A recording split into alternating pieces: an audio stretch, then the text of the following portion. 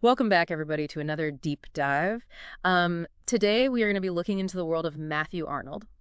Okay. He was a pretty prominent Victorian-era poet and critic. Okay. Our source material is an excerpt from a scholarly document that you were kind enough to provide for us. All right. It might sound a little dry at first, but trust me, there's some real gems in here about Arnold's life and his theories, Awesome. and some really fascinating figures who influenced him. Right. Yeah. Arnold's super interesting. So he was born in 1822, right in the thick of the Victorian era. Okay. And his dad, Thomas Arnold, was a pretty big deal. He was headmaster of this very famous school called Rugby School.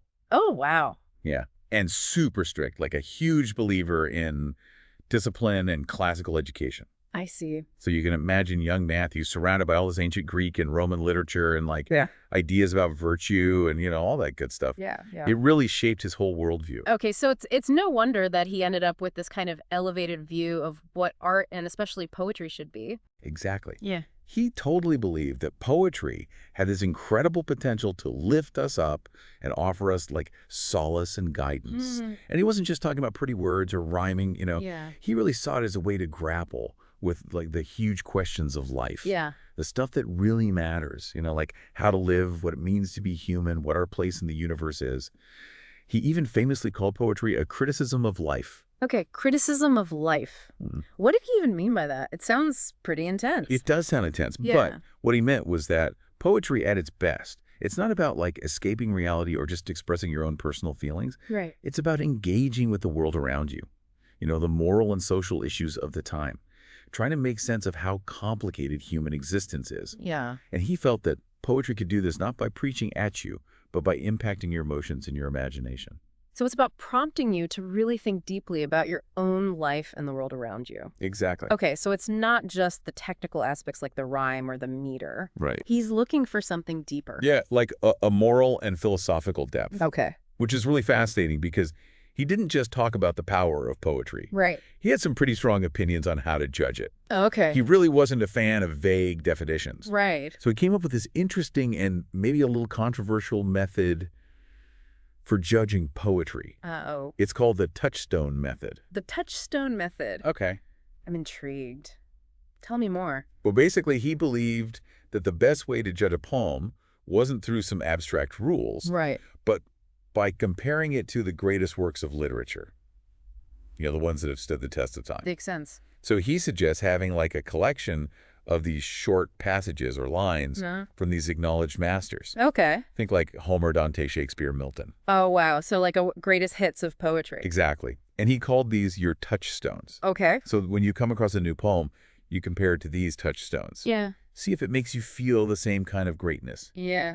That high poetic quality that Arnold loves so much. Right. And if it does well, then you've got a winner. That's a pretty practical approach, I have to say. Right. It's almost like you have a cheat sheet to recognizing great literature. I know. It's pretty cool, but of course it wasn't without its critics. I bet. Some people argued that pulling these isolated lines, out of context, Right. didn't do justice to the whole work. Yeah, a line out of context might hit you differently. For sure. But what I admire about him is that he wasn't afraid to put forward these bold ideas about art and literature. Yeah. He wasn't content to just sit back. He wanted to get people thinking and to elevate the conversation about art. And speaking of bold ideas, we can't forget his concept of the grand style. Yeah. Which was his gold standard for great art. That's the grand style. It was really core to his whole philosophy about literature and life. Yeah. He really believed that great art had to have this quality of conveying these huge ideas, but with clarity and force. Okay. Like a noble simplicity. I see. That avoids getting bogged down in unnecessary ornamentation. Yeah. Yeah. It should hit you in the gut with its truth. So it's not just about style over substance, Right. but a style that is impactful. Exactly. And he wasn't talking about flowery language or, these super complex metaphors. Yeah. It was about getting to the heart of things in this honest, powerful way. Okay. And for him, the masters of this grand style were those greats, Homer, Dante, and Milton. I'm getting a sense of his taste now. Right. He really valued that intellectual depth and moral seriousness in art. He did. And, it wasn't just those ancient poets who influenced him. Right. The excerpt also mentions some really important figures from the European intellectual scene. Oh, yeah. Tell me about them. Who are we talking about? Well, he was deeply influenced by Goethe, Okay. the German poet and philosopher. He shared his love for Greek culture. Gotcha. And then there were the French critics, Sainte-Beuve and Taine. Okay. These guys were hugely influential in shaping his critical approach. So let's break it down a little bit. What were their main contributions to literary criticism? Okay, so Sainte-Beuve, he was a huge proponent of the biographical approach. Okay. So the idea that you can't really understand a work of art without understanding the life and the experiences of the artist who made it. Right. And Taine, he believed that art was like deeply shaped by its historical and social context, what he called res milieu and moment. So basically, you can't separate a poem or a painting from the time and place it was created in or the personal history of the artist. Exactly. You got it. And we see these ideas in Arnold's own work. Yes, totally. He often looked at the lives of the poets he analyzed and thought about, the social forces at play during their time. Yeah, he was really interested in that relationship between art and society and art and the individual. It's fascinating to see how he kind of synthesized these different intellectual currents I know, right? into his own unique approach. He was a brilliant synthesizer of ideas. He really was. And that brings us to something really important. His overarching view of what criticism should be. Right. Because he had a very specific, and I might even say ambitious definition of its purpose. Yeah. He didn't see it as just a matter of personal taste or subjective opinion. No. He saw it as this vital social function. So what did he think the role of the critic should be in society? Well, he believed that criticism, when it's done right, could actually help to shape culture. Yeah. Promote the best ideas, and even elevate people's minds and spirits. Okay. He famously defined it as a disinterested endeavor to learn and propagate the best that is known and thought in the world. That's a mouthful. I know, right? So it's not just about analyzing individual works. Yeah. It's about making those works meaningful to a wider audience. Oh, wow. So he really saw the critic as a cultural guide, Exactly. helping people navigate these complex ideas. Yes. I like that. And he also believed that critics needed to be disinterested. Right. Not in the sense of being bored, Of course. but in the sense of being free from those personal biases, from letting their own opinions cloud their judgment. Right. So the critic should objectively assess the value of art and ideas based on their inherent worth, Yes. not on personal preference. It's almost like a judge in a court of law, Totally. weighing the evidence fairly. That sounds like a tough job. I know, it really does. And of course, true disinterestedness is probably impossible to achieve perfectly. Right. We all bring our own baggage to how we see the world. Yeah. But for Arnold, it was this ideal worth striving for. Yeah, I agree with that. Trying to be as fair and objective as possible when you judge a work of art, Definitely. which I think is a valuable lesson for anyone who wants to think about art and literature in a more thoughtful way. Okay. Being open-minded, willing to challenge your own assumptions, and to really listen to what the work is trying to tell us. For sure. Now I think we're ready to dive into the really fun part. Okay. Arnold's actual critical judgments of some of the biggest names in English poetry. Let's do it. So get ready for some strong opinions, because he definitely didn't hold back. I'm ready. We're talking about figures like Gray Keats, Wordsworth, Shelley, Wow. the heavy hitters. Okay, this is where it gets interesting. I Ew. can't wait to hear his take on these literary giants. All right, let's do it. Okay, so we've got a good sense of Arnold's background, his key ideas, and his overall approach to criticism. Right. Now let's get into some specifics. Yeah, let's do it. I'm really curious to hear what he had to say about those major English poets. Okay. Let's start with Thomas Gray, Okay. the author of Elegy, written in a country churchyard. Right. A poem I actually really enjoy. That's a good one. What did Arnold think of him? Well, interestingly, Arnold actually thought that Gray was a bit underrated, Really? especially by critics like Dr. Johnson, Hmm. who weren't really fans of his style. Okay. Arnold acknowledged the beauty of the elegy, of course. Yeah. But he thought that Gray's other works deserved more attention. Okay. He considered Gray to be like a brilliant scholar. Yeah. Maybe even like the most learned man in Europe at the time. Wow. Well-versed in literature, history, politics, philosophy, like you name it. So like a real Renaissance man. Totally a Renaissance man. Okay. But according to Arnold, the real tragedy of Gray was that he was born in an age of prose, a Interesting. time that just wasn't really receptive to his kind of poetic genius. I see. Arnold felt that Gray's full potential was never really realized because of the intellectual climate he lived in. That's a really interesting point. Right. The idea that even the most talented artists can be limited by the circumstances of their time. Right. It's like a seed that's planted in the wrong soil. Exactly. Okay, so moving on, what about Keats?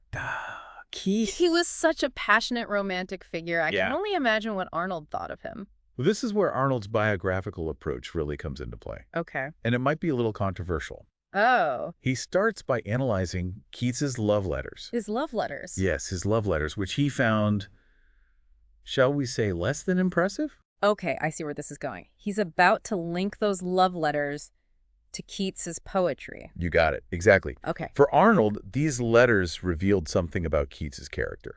Okay. A lack of maturity and discipline, No. which he believed also affected his poetry. I see. Now, he praised Keats for his beautiful imagery and his sensual language. Oh. He called him abundantly and enchantingly sensuous. No, that's nice. Right. But he felt that Keats hadn't quite grappled with the more serious aspects of life. Those big questions that give poetry real weight. So it's almost like he was saying, Keats, I appreciate your talent, but you need to grow up a bit. Yeah, it does come across as a bit paternalistic, doesn't it? Yeah, a little bit. But to be fair to Arnold, he did acknowledge Keats's immense talent. Okay. He even compared him to Shakespeare in terms of his natural magic. Wow. That ability to conjure up those vivid images and emotions through words. Right. But he felt that Keats just died too young before he could really fully develop his potential and achieve that high seriousness that Arnold valued so much. Interesting. So a mixed bag for Keats. Yeah, mixed bag. Lots of praise for his talent, but some reservations about his maturity and depth. Yeah. All right, let's move on to another giant, Wordsworth. What did Arnold have to say about him? Well, Arnold had a really deep respect for Wordsworth. Okay. He considered him one of the most important English poets after Shakespeare and Milton. Wow. Okay, and this is a big BET. Oh. He also felt that Wordsworth wrote a lot of mediocre stuff. Oh. He said that to appreciate Wordsworth's true greatness, you had to be very selective. Okay. You had to separate the wheat from the chaff, so to speak. So like finding those hidden gems among a pile of rocks? Exactly. Okay. And for Arnold, Wordsworth's best poems were the ones that embodied his definition of poetry as a criticism of life. Right. Poems that grappled with those big questions, explored the complexities of human experience, and offered a profound vision of nature and our place within it. It's interesting how that phrase keeps coming up, criticism of life. It is, right. It seems like it was really the cornerstone of his critical philosophy. Yeah, it was really central to his whole approach. Okay, last but not least, we have to talk about Shelley. Shelley. Now, I have a feeling Arnold wasn't Shelley's biggest fan, You're probably right. given his reputation as a bit of a rebel both in life and in poetry. Yeah, Arnold used Shelley as like a prime example of what he considered the dangers of unchecked emotion and idealism. Okay. Remember how he criticized Keats's love letters? Yeah. Well, he went even further with Shelley. He delved into his personal life, his elopement, the suicide of his first wife, Wow. and used these events to paint a picture of a man who was ruled by passion, Right. lacking in judgment and maturity. So he really went there. He did. I guess we can say that Arnold wasn't afraid to bring in the personal when evaluating a poet's work. He wasn't afraid to blur those lines. Okay, so what were his main criticisms of Shelley's poetry itself? Well, he argued that Shelley's work, much like his life, Okay. was full of beautiful imagery and these lofty ideals, but ultimately it lacked substance. Ouch. He famously called him a beautiful and ineffectual angel, beating in the void his luminous wings in vain. That's harsh. It is a pretty harsh assessment. It's like he's saying that Shelley's poetry is all style and no substance. Yeah, that's one way to put it. Okay. Arnold felt that Shelley's poetry was just too ethereal, too disconnected from the real world and those difficult moral questions that great art should grapple with. Right. So it seems like he's applying his criticism of life standard here as well. Yeah, definitely. He's saying that for poetry to be truly great, it needs to engage with those big questions, about how we should live and what it means to be human. Exactly. Okay, now before we move on, it's important to acknowledge that Arnold's views, while insightful, have also been criticized over the years. Oh, full court. He was a product of his time, and his perspective was shaped by his own experiences and biases. Right. No critic is completely objective. Right. We all have our own preferences and perspectives that shape how we see the world. And how we evaluate art. Exactly. And while some of Arnold's specific judgments might seem outdated or even unfair today, Yeah, for sure. what's remarkable is how many of his core concerns are still relevant. They really are. He was deeply concerned with the role of art and culture in society, Yeah. and he believed that criticism had a responsibility to elevate public taste Right. and to promote the best that has been thought and said. Totally. He wasn't just interested in dissecting poems or ranking poets, Right. He was thinking about the bigger picture, Yeah. the role of art in shaping our minds and our values. And this is where his concept of Philistinism comes in. Oh, yes. Okay, now we're getting to the good stuff. All right. I've heard that word thrown around, but I'm not entirely sure I understand what it means. Okay, yeah. So for Arnold, Philistinism represented this narrow-minded focus on material wealth and practical concerns Okay. at the expense of intellectual and artistic pursuits. He saw it as a real threat to the vitality of English culture. So he was worried that people were becoming too focused on money and status Right. and not enough on the things that truly nourish the soul. Yeah, it's like saying that society was becoming too obsessed with the stuff of life and losing sight of its deeper meaning and purpose. Exactly. And he believed that art, and especially poetry, could be like an antidote to this Philistinism. Interesting. He saw art as a way to connect with something larger than ourselves, Right. to tap into those universal truths that kind of transcend the everyday grind. It's interesting how he saw this tension between material progress and spiritual fulfillment. It is a tension that's still so relevant today. It really is. In a world that's even more materialistic and consumer-driven than Arnold's Victorian England. For sure. His concerns about the dangers of Philistinism feel incredibly prescient in our current age, Yeah, with social media, reality TV, and instant gratification everywhere. totally. It's like he was sounding the alarm about something that was only beginning to emerge in his time. Right. But that's become a dominant force in our own. So even though he was writing over 100 years ago, I know, it's amazing. his ideas about the importance of art and culture feel incredibly relevant to our own lives. Absolutely. And I think that's a testament to his brilliance as a thinker. Yeah. Yeah. He was able to identify these enduring human needs and articulate them in a way that still resonates with us. He really did. Okay, so we've talked about Arnold's criticisms of individual poets Right. and his concerns about Philistinism. Yeah. But what about the criticisms of his own critical approach? Ah, okay. I mean, he clearly had strong opinions Oh, yeah. and wasn't afraid to express them. Right. Surely not everyone agreed with him. No, definitely not. You're absolutely right. Okay. Over the years, many critics have pointed out the flaws in Arnold's approach. Okay, like what? Well, some have called him a propagandist. A propagandist. Yeah, meaning they felt he was more interested in pushing his own agenda Okay. than in offering a truly objective analysis of literature. Well, I can see how people might get that impression. Right. He certainly had strong beliefs about what good art should be, He did. and he wasn't shy about using his platform to promote those beliefs. He definitely had a strong voice, and he used it. Yeah, and some have even accused him of lacking originality, Really? of simply repackaging ideas from earlier thinkers like Aristotle and Longinus. They argue that he wasn't really saying anything new, just dressing up old ideas in fancy Victorian language. So it's like he was curating the best of what came before him, Yeah. but maybe not adding enough of his own unique spin. Exactly. And another common criticism is that he mixed moral judgments with literary analysis Right. in a way that could be unfair to certain poets. It's And like he was holding them to a standard that wasn't always applicable to their work or their time period. Right. It's like he was saying, you should be writing about these topics and in this style, or else you're not a good poet. Which, of course, isn't necessarily fair. Of course not. Different poets have different strengths and interests, and they're all products of their own time and place. Exactly. And because of his strong bias towards classical literature, Yeah. he could be dismissive of poets who didn't fit neatly into that mold. Right. If you weren't writing in the style of Homer or Dante, you weren't likely to get his seal of approval. So he definitely had his blind spots. He did. But surely even his detractors have to acknowledge his contributions to the field of literary criticism. Oh, absolutely. He was hugely influential, and his ideas continue to resonate today. They really do. Despite his limitations, Arnold was a towering figure in Victorian criticism. It was. He helped to elevate the role of the critic, Yeah. arguing that it wasn't just about nitpicking or praising. Right. It was about shaping culture. promoting the best ideas, and helping people engage with art on a deeper level. It's interesting how he saw criticism as this almost moral imperative, Yeah. a responsibility to guide public taste and to champion those works of art that could elevate the human spirit.